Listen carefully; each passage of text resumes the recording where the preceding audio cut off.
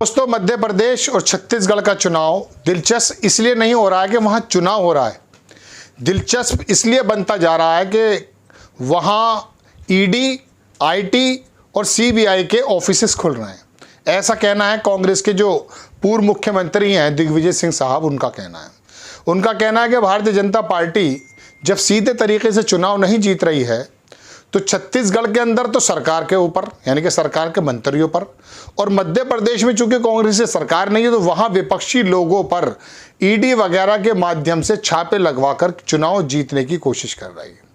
उनका कहना यह है कि हम डरने वाले नहीं हैं और भारतीय जनता पार्टी अगर इस प्रकार का काम करना चाहती है तो वो बेशक करे, लेकिन जिस तरह से मध्य प्रदेश में ईडी वगैरह के जैसे सीबीआई के या आईटी के जो ऑफिसेस खोलने की बात वो कह रहे हैं, इस बात से अंदाज़ा साफ है कि वो वहाँ पर सरकारी लोगों पर यानी कि शिवराज सरकार के अंदर जो मंत्री और नेता हैं उन पर छापे ना मार करके विपक्षी लोगों पे निशाना साधने की तैयारी कर रही है। अब दर्शकों, बात यह, न्यूज़ 24 ने इसको पूरा छापा, लिखा है कि सभी सर्वे में एमपी में हमें जिता रहे हैं। सभी सर्वे जो सर्वे आए हैं उसमें एमपी में और छत्तीसगढ़ में कांग्रेस को जीत के करीब दिखाया जा रहा है। डर के कारण भाजपा हमारे नेताओं पर सीबीआई, ईडी के छापे डाल रही है। कांग्रेस के वरिष्ठ नेता दिग्विजय सिंह का बयान, ये बयान है, इसके बारे में उन्होंने बताया। और पिछले दिनों अगर आप देखें, मैं मध्य प्रदेश के बराबर में अगर छत्तीसगढ़ में आपको लेकर जाऊं तो पहले मैंने रिपोर्ट बनाई थी, आपको याद होगा, मुख्यमंत्री की जो ओएसडी हैं, विनोद वर्मा नाम है शायद, उनके घर पर, उनके ऑफिस पर किस प्रकार से ईडी ने छापे डाले और उनकी बेटी की शादी का जो सामान है वो भी इकट्ठा करके जब्त कर लिया, जिसकी वजह से छत्तीसगढ़ के मुख्यमंत्री दिल्ली में आकर के प्रेस कॉन्फ्रेंस करनी पड़ी और केंद्र सरकार को चेताया कि आप किस तरह से इन टूल्स का इस्तेमाल विपक्षी लोगों पर यानी कि जो भारतीय जनता पार्टी के खिलाफ लोग हैं, चाहे वो सत्ता में हैं या सत्ता में नहीं है, उनके खिलाफ आप कर रहे हैं। विनोद वर्मा छत्तीसगढ़ के जो एसडी, जिनके बारे में दर्शकों मैंने आपको पहले बताया भी था, उनको रमन सिंह की सरकार ने दिल्ली से पुलिस के माध्यम से उठा लिया था, कुछ नहीं निकला। बेइंतहा शरीफ और बहुत ज़्यादा ईमानदार छवि के माने जाते हैं, ऐसा कहना है लोगों का, मेरा पर्सनल कहना नहीं है।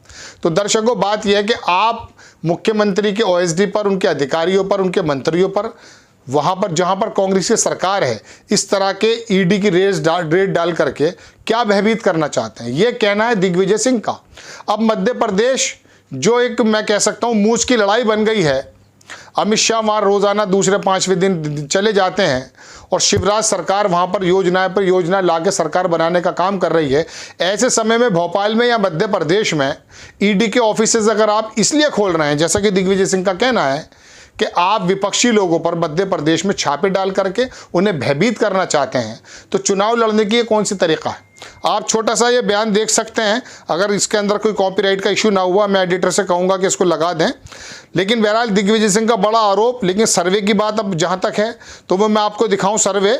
पिछले दिनों अगस्त के अंदर ही सर्वे आया था दर्शकों, एबीपी न्यूज़ ने छापा था कि छत्तीसगढ़ में वर्तमान में भूपेश बघेल के नेतृत्व में सरकार है और वहाँ पर जो सर्वे आए हैं वहाँ मल्लिकार्जुन खड़गे ने वर्किंग कमेटी को बना दिया है और सर्वे जो हैं वहाँ कांग्रेस के पक्ष में है।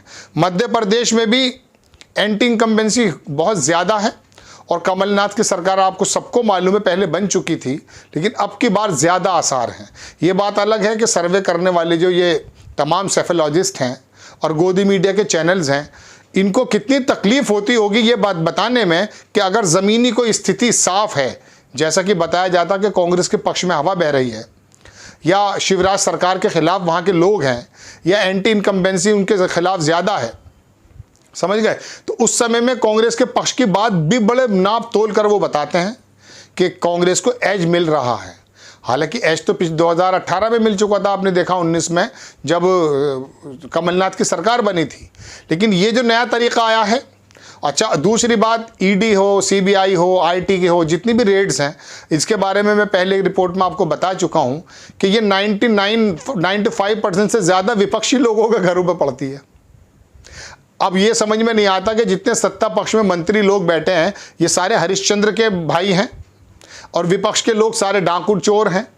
अगर मिसाल के तौर पर इनके अंदर कुछ अनियमितताएँ हैं तो क्या सिर्फ विपक्ष के लोगों के अंदर ही हैं? सोचने की बात है, जिसके बारे में मैं बारहा बता चुका कि अगर प्रधानमंत्री जी मध्य प्रदेश में, इसी मध्य प्रदेश में अजीत पवार के बारे में लगभग इशारों में ही बता रहे थे कि उनको छोड़ा नहीं जाएगा, लेकिन 5 दिन बाद पूरी दुनिया ने देखा कि वो तो डिप्टी चीफ सीएम बन गए थे। यानी कि भारतीय जनता पार्टी के साथ अगर कोई दल आ जाता है अपने दल में तोड़ फोड़ करके, तो वो ईमानदार हो जाता है। उसको क्लीन चिट भी मिल चुकी है अजीत पवार को, मैं आपको बताऊं दर्शकों, अभी हफ्ते भर पुरानी बात है। किसी मामले के अंदर जिस घोटाले की बात प्रधानमंत्री जी कर रहे थे उसको क्लीन चिट मिल गई है। तो ये क्या तरीका हुआ कि जब वो विपक्ष में है तो वो चोर है, आरोपी है, और जैसे ही वो भारतीय जनता पार्टी के केंद्र सरकार से हाथ मिला लेता है वो ठीक है। मैं बहुत छोटा सा उदाहरण देना चाहता हूँ। ये राजभर करके एक नेता है उधर पूरब में, उत्तर प्रदेश में, उसकी वाणी, उसकी लैंग्वेज आप समझ सकते हैं क्या है, उसका बैकग्राउंड क्या है। योगी आदित्यनाथ जी हों या प्रधानमंत्री जी हों, किसके बारे में उसने कौन से शब्द नहीं बोले, लेकिन वो 2-3 सीटों पर असर डालने वाला राजभर एक नेता अमित शाह से मुलाकात करता है, प्रधानमंत्री जी से मुलाकात करता है और मान्यों की गिनती में आ जाता है। कहने का मतलब यह कि 2-3 सीटों पे भी अगर कोई मिसाल के तौर पर समीकरण ऊपर नीचे करेगा तो वो भारतीय जनता पार्टी के पास आ जाए, उसको जो है सम्मान मिल जाता है। बहरहाल बड़ी खबर के दिग्विजय सिंह ने बड़ा आरोप लगाया कि आप जो हैं वहाँ पर ईडी के और सीबीआई के ऑफिसेस खुल रहे हैं और वो विपक्षी नेताओं पर छापा मारने की तैयारी में, छत्तीसगढ़ में तो उसकी शुरुआत भी हो चुकी है। आपको खबर कैसी लगी अपनी राय कमेंट्स बॉक्स में ज़रूर दीजिए। चैनल को सब्सक्राइब कीजिए, शेयर कीजिए। नेक्स्ट टाइम मैं किसी खबर के साथ आता हूँ। जय हिंद।